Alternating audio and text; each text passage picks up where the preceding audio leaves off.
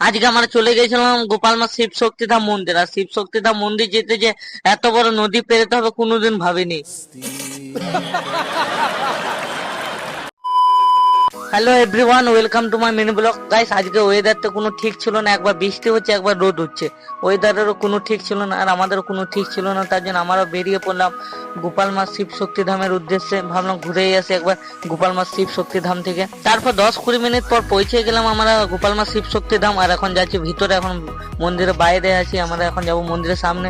চলো যাওয়া যাক মন্দিরের সামনে। আর ভাবলাম সব বন্ধুরা মিলে একবার ঘুরেই আসি। আমরা হট করে প্ল্যান করি আর হট করে চলে যাই, যেখানে ইচ্ছা সেখানেই চলে যাই, কোনো ভাবাভাবি সিন নেই। হট করে চলে যাই সব বন্ধুরা মিলে। লাইফে বেঁচে আছো যতদিন, এনজয় করে যাও ততদিন। কে জানে কখন ভগবান দেখে নিবে কাকে কখন।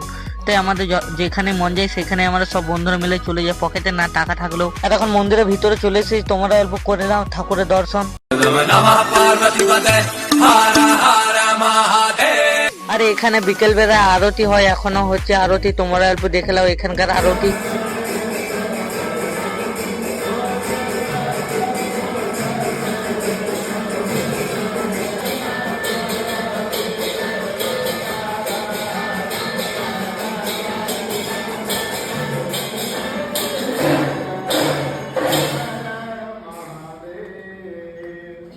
शिवशक्तिधाम की जय। नमः पार्वती पतये हर हर महादेव। शिव शंभो। তারপর কিছুক্ষণ পর আরতিও শেষ হয়ে গেল। আর এখানে ডেলি প্রসাদ দেওয়া হয় আরতি শেষ হওয়ার পর। তারপর চলে গেলাম আমাদের যে শিব শক্তি ধামের পাশে যে মায়ের কালী মন্দিরটা আছে সেইখানে। তোমরা করে নাও এখন মায়ের দর্শন। আর মায়ের পাশে আছে শিব ঠাকুরের মন্দির। আর এখন রাত হয়ে গেছে, এখন যাচ্ছে আমার বাড়ি।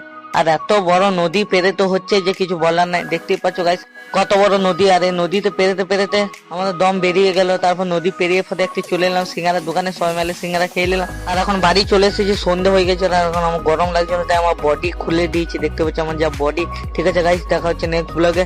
আর এমনি ব্লগ দেখতে খেলে আমার পেজটাকে ফলো করে নেবে।